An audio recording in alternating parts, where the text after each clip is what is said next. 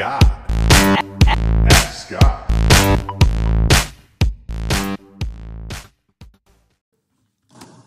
Hi, Scott. This is April from Ohio. I'm just calling. I have a question I don't think you've answered before on the show. This is about selling internationally. So I have a product that I launched in February of this year, and it's doing rather well, thanks to all your help. I'm currently selling about 20 units a day. And so my next question is, should I be selling in Canada, in the UK, as well as the US? Or should I expand into other products?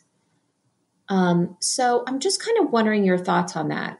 I'm kind of leaning towards simply selling on the other two platforms before I go into other products, just because I already have a product that is doing well and I, have the sourcing down and all of that. So I don't know, just want to know your thoughts on that. Let me know what you think, and thank you for everything.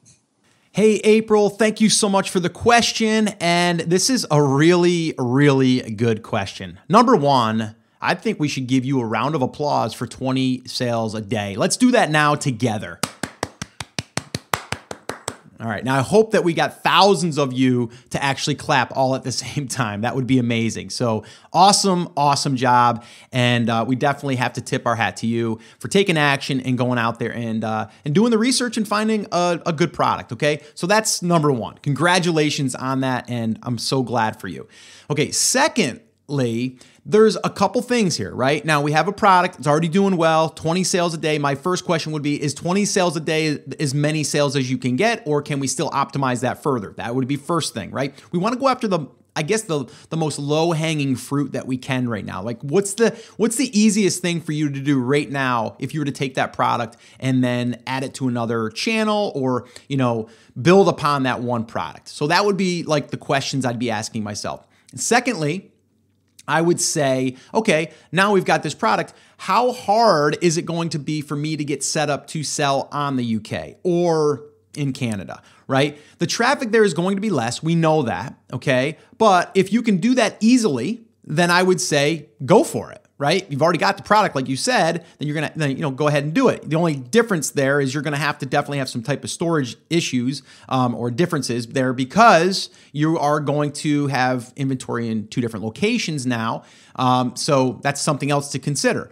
Okay, so the other thing that I would say is, have you explored posting your product or listing your product rather on Walmart.com now that they've allowed us to do that, or Jet.com or eBay? Or have you done any of those other channels that seem to be the easier channels to kind of throw a product up on, get it listed, and start to see if you can get some sales? So again, I'm looking at like what's the least amount of resistance right now for you to get that product on another platform. All right.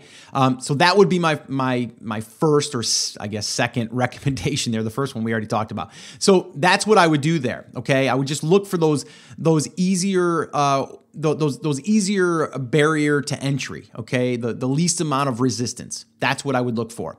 The other thing you brought up a really good point is like launching a secondary product.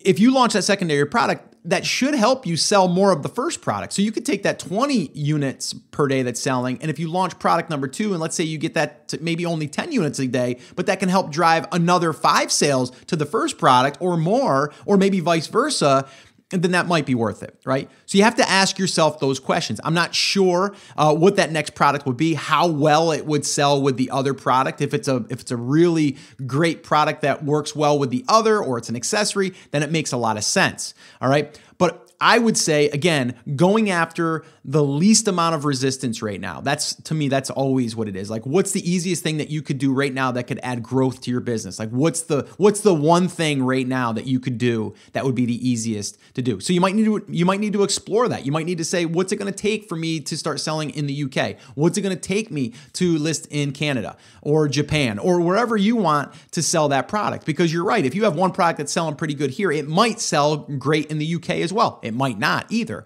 There's no guarantees, obviously. The other thing we haven't even mentioned is, could you take that product and start building out your external sales channel like we talked about, taking Facebook ads and driving them to a blog?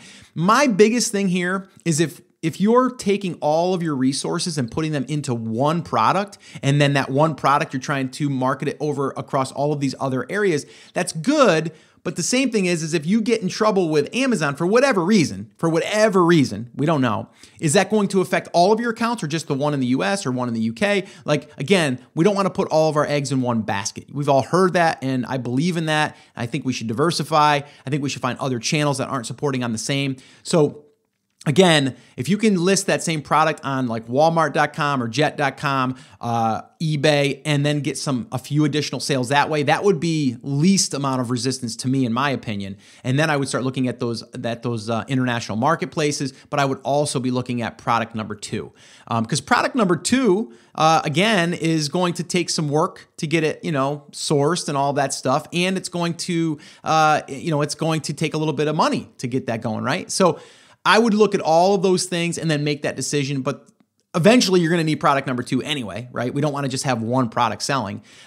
So hopefully this has been helpful. Again, without knowing the entire situation, it's really hard to give you an exact of what I would do, but I think I kind of did. Like, whatever is the easiest right now to do that you could do, like, real easy, that would be the one I would do. And then I would move on to all of those eventually. But it's just in the order that you're going to do them is what you really need to understand. And that's only going to happen when you can ask yourself those questions. So hopefully that's been helpful. Good luck to you. Congratulations too, by the way. And keep us posted.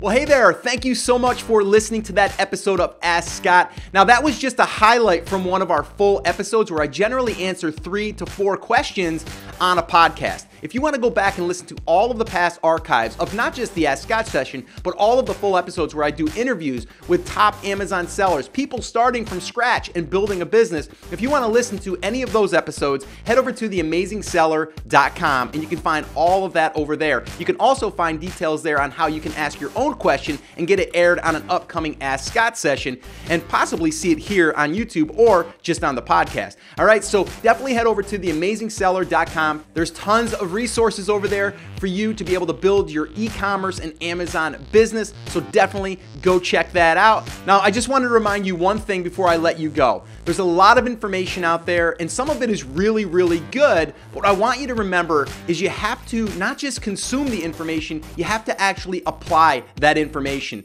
So take this information that you learned here today and apply it to your business. And this way here, you can get results. As my shirt says, I wear it almost daily.